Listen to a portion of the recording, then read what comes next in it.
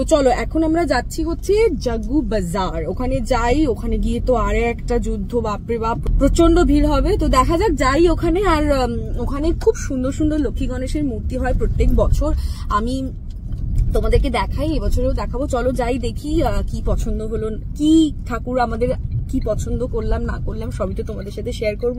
তো ব্লগটার সাথে সঙ্গে থাকো। তো আমরা এসে গেছি জাগু বাজার, আর আজকের ভিডিওটা হচ্ছে ধনতেরাসের আগের দিন। তো এখানে সবে দোকানগুলো বসেছে, আর সেজন্য ভিড়টাও মোটামুটি কম। তবে আমরা চেষ্টা করছি যে আজকে যেই বাজারগুলো করার সেগুলো করে নিয়ে ধনতেরাসের জন্য শুধু যেগুলো কেনা থাকবে সেটা কালকের জন্য রাখবো। এই ক্যান্ডেলগুলো দেখেছো?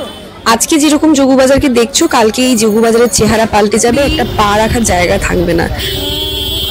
এখান থেকেই ঠাকুরের বসে গেছে।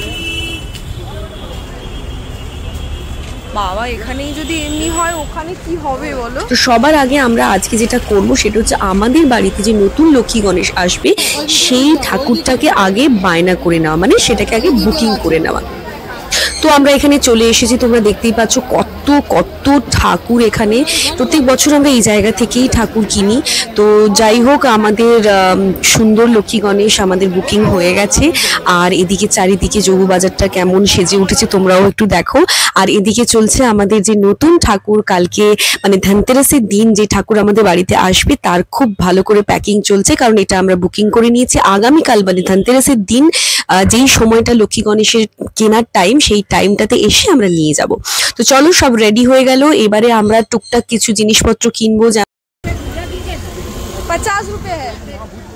যেমন একটু কাজ এগিয়ে রাখা যাকে বলে, যেমন এখানে দেখো মঠ, নকুলদানা, মুরগি, এইসব জিনিসপত্রগুলো আজকে কিনে রাখছি, কারণ কালকেই ঠাকুরকে দিতে হবে। আর তার সাথে টুকটাক আরও কিছু জিনিস কিনে নিচ্ছি, যেটা ঠাকুর পুজোতে আমাদের কাজে লাগবে, কারণ দিওয়ালির দিনই আমাদের পুজো হবে। সবশেষে আমরা একটু ফুলের মালা নিয়ে বাড়ি যাচ্ছি। আর আমরা দিওয়ালি পুজো কেমন করেছি সেটা জানার জন্য অবশ্যই আমার পেজটাকে ফলো করো। দেখা হচ্ছে নেক্সট ব্লগে, টাটা।